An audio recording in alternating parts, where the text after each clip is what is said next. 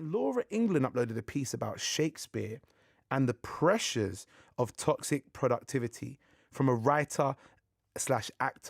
in lockdown. Check this out, people. At the start of the lockdown, successful writer Roseanne Cash tweeted, "Just a reminder that when Shakespeare was quarantined because of the plague, he wrote King Lear." Ooh! Pressure, Roseanne! Only comparing ourselves to one of the best writers that ever lived. Thank you so much, and well done, big man Shakespeare, on your productive isolation. Let me tell you some things that Shakespeare did not have to contend with, though. Netflix, Amazon Prime, BBC iPlayer, Sky TV, Now TV, if anybody has that. I don't know. Imagine Shakespeare sitting there chortling away on his 26th draft of King Lear, thinking, "Oh, what a brilliant story of a king relinquishing his power after making mistake after mistake, and bitterness, rivalry, all this drama," and then turning on Tiger King thinking, "Gosh, my draft is weak." I'd like to see Shakespeare write King Lear after 7 hours of comparing himself to more successful writers on Twitter. I'd like to see Shakespeare write King Lear whilst his fiancée is playing FIFA in his pants on the sofa, or watching the Bundesliga, which he never supported before this pandemic. I'd like to see Shakespeare write King Lear after a 3-hour round trip to Tesco, watching Sandra go the wrong way around the one-way system, saying, "Fee, Sandra, could you please move back because you're not the required 2 metres away from me, and we are in the midst of a global pandemic. Last time I checked." I would like to see Shakespeare write King Lear in his tiny box London flat whilst disinfecting his packets of Cheerios. I would like to see Shakespeare write King Lear whilst his entire industry is collapsing around him, and in the meantime scrolling through Twitter to see Jenny from Scunthorpe having a socially distanced picnic which seems to involve the hugging 36 of her closest friends. I bet he'd have an Arts Council grant, though. Scoundrel. I use Now TV. Ladies and gentlemen, on the show right now is the amazing Laura England. How you doing, Laura? Hi, I'm good, thank you. How are you? I'm good, thank you. I'm good. That was great. I like that piece that you did there. You did that during lockdown, I believe. I did, yeah. I wrote it actually for this monologue thing on Twitter. A great company called Two Time Theatre. They were doing Two Time Tuesdays, so it was like on a theme, upload a monologue, and this had been sort of ruminating in my brain, and I just thought, I wonder what Shakespeare would think of this pandemic. So I wrote it for that, and then it kind of gained a bit of traction. So I thought, hey, I'll record it on my proper mic and vocal setup and pop it on, see what happens. No problem. So your background is acting, writing, and also voiceover artist as well. You have a home voiceover studio that you could do this on yourself. Yeah, I kind of rustled it up towards the beginning of lockdown when things were looking a bit kind of like bleak. Yeah. I was thinking, do you know what? This might last for a while. I need to keep things going. So set up a little voiceover studio. I've ended up presenting radio. I never thought I would do that. So all sorts of stuff. I'm going in for your job, but you're a bit cooler than me, so I feel like you're more settled for this one. And that's the end of the interview. I'm joking. I'm just playing. I'm just Goodbye, playing. Laura. I'm just playing.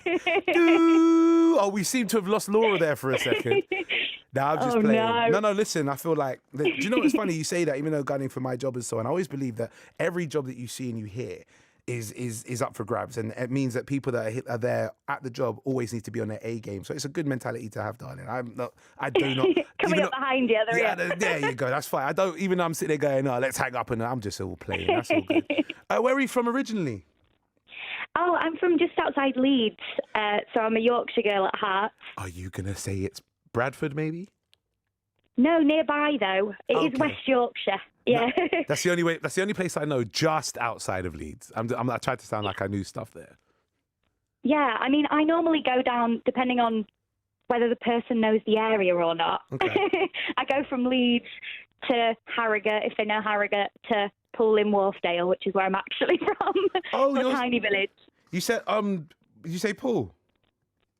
Poole in Wharfdale. So it's like near Otley in the middle of nowhere. I think I've been is there like a Otley Forest, Chevin Forest Park, I think it is. Yes, there is. I know what you're talking about. I've driven past there. Nice area. Yeah, it's lovely. Very nice place to grow up, definitely. Nice, nice. But you grew up there, but you moved down to London. What made you make the change? So I went to study musical theatre professionally. So I did 3 years at PPA in Guildford in Surrey, which was very civilised, very nice. And then since then, I've been an actor and a singer for hire, like a general jack of all trades. Before I started writing, wrote my own play, and then put that on at the Carriage Works in Leeds, Hope Mill Theatre in Manchester, and then at Camden Fringe last year. So that was kind of my kind of liberating thing, because I wanted to write something that reflected me, because I was auditioning for all these parts that were like Sam's girlfriend, you know, she doesn't have a name, not got an interest. And I was like, do you know what, strong female characters, let's write something. And I wrote it all in one night, which was a bit crazy, and I just had a draft of a play I'd never written before, and just thought, do you know what, I'm going to keep working on this and see what happens with it. So I'm a champion blagger.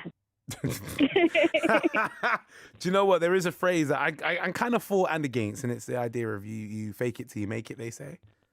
Oh, big time, yeah. So you call yourself a champion blagger, but that takes skill. And the fact that you're able to do that to get yourself to a point. I mean, you said you built a studio for voiceover stuff. You know, they tried to tell you the room has to be treated. There has to be like soundproofing and acoustic foam. And I don't know if you did that, but if you did, well done. If not, hey, you blagged it and still made it work. Do you see what I mean? Blagged it. Do you know what works really well? Go on. Wardrobes. Yeah, of course. No, that's very well. Very wardrobes, and if you put like bed sheets, if you hang bed sheets in the wardrobe, it softens up the sound, so you get less of a bounce. It works fantastically. Exactly. I mean, I think it's a thing of you've just got to do it until you get to a point where you're earning enough from it, and you're like, do you know what? I'll upgrade myself. I'll treat myself to the next thing. I mean, I've got like a pop shield and a mic and all that sort of stuff, but it's more like the full-on vocal studio. I think. We're a few months off, shall we say? No, it's coming. It's coming. It's coming. So, I mean, you created content about being in lockdown. You said Shakespeare in lockdown. Other than writing about Shakespeare in lockdown, how have you handled being in lockdown as a creative? Well, I mean, I have to stay creative to stay sane. So that's kind of where I was at. Before lockdown, I was supposed to be joining this established 40s trio and doing cabarets that I do at Above the Arts Theatre. And then everything shut down. My day job at school shut down. And I just thought, you know what? I need to keep going. I need to do something. And thankfully, one of my friends, Kate, she's a friend of mine and my fiance's, she messaged us saying, we're going to start a radio station called Quarantine FM. Okay. Do you want to do a show on it? And we were like, yeah, sure. And we started off doing like half an hour's about like a children's corner kind of show, like children's stories. And then it was a baptism of fire, me trying to use a MacBook and edit and produce. And then we ended up switching it up, doing the No Filter show, which is like a current events, satire, funny kind of show. But I mean, we were writing content, we were producing it all ourselves. We were doing like 5 hours a week. So that was kind of like, sink or swim. Okay. Like you got up and did it though. That's the thing. I mean, even though you said it was like a baptism of fire, it's kind of the best way to learn at times. When you go in and it's just like everything seems to be going wrong, but I got to balance 20 plates digitally, but it works in the end. Yeah, and it was amazing because we ended up interviewing loads of different guests. We interviewed like key workers, doctors, filmmakers, even the mayor of Milton Keynes, like the most diverse range of guests over Zoom. And it was fascinating. And I'm quite social, and I was missing like being social. So actually it was lovely to be able to speak to all these people who I wouldn't have crossed paths with necessarily in normal life. So that was amazing. We interviewed like 75 people. And at the end of the interview, we asked them all what they would do when lockdown was over. Like, what's the first thing you want to do? And so many beautiful answers. Like, I mean, everyone wanted to go and hug their grandparents. I mean, we can't really do very much at the moment still, but all the lovely things that people just wanted, you know, go and get a coffee on the South Bank with my mate. And, you know, it was like a nice moment to connect. So I really loved that. That's nice. Well, these new skills that you've picked up, voiceover artist as well as a station producer, what would you like to continue doing afterwards? We're talking about habits in lockdown that people may have picked up. What ones could you see yourself later on down the line going, you know, I could keep this up? Yeah, I mean, I had done a bit of voiceover before. I'd kind of done voiceover not as myself.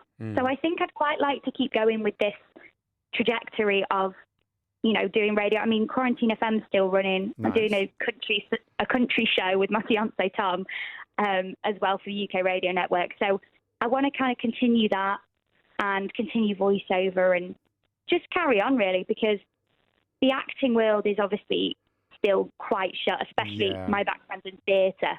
So theatres aren't going to be open.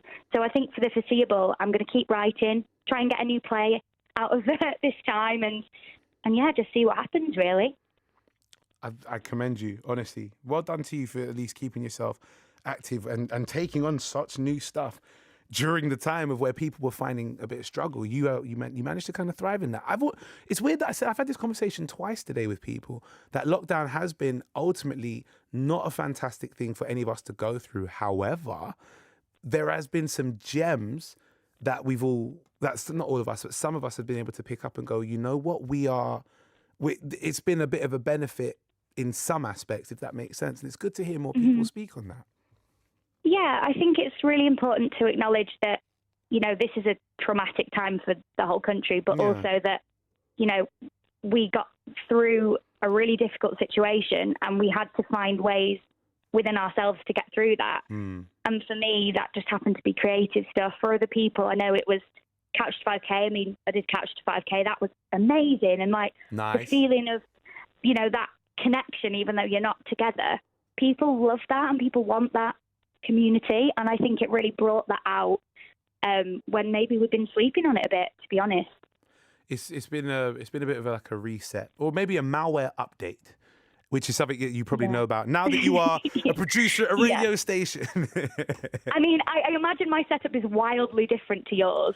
And I mean, you have a whole team of people that no one ever sees. Yeah, but we're in but our wardrobe is just a little bit bigger. That's all it is. Yeah, your wardrobe's a bit bigger. That's all I'm it aiming is. for a big wardrobe. What can I say? Hey, not a bad thing to aim for. Listen, how can people find out more about you and follow you on social media? Yes, so they can go to my Twitter, which is Laura_England. The double underscore is important, or you'll get another girl. Oh, there's another Laura England. Yeah, there is, unfortunately. She nabbed my name first. So it's Laura_England. No problem. Laura, thank you for talking to us today. And listen, keep up with the radio show. And hopefully I get to see you here, not taking my slot. So cool. Not taking my slot, though. You. Okay? No. I'll go before, after you. Yeah, whichever. I don't mind. I'm not fussy. As long as it ain't the slot that I'm on, all right? Of course. Thank you so much for having me on. No honestly. worries. Thank you for talking to us. Take care, Laura. Cheers. Thank you. Bye. Bye. That's Laura England, ladies and gentlemen. Check her out on Twitter at Laura__England. There is 2 underscores there, or you'll get the wrong Laura. Days like this from the Spinner and Tickler Club mix by Sean.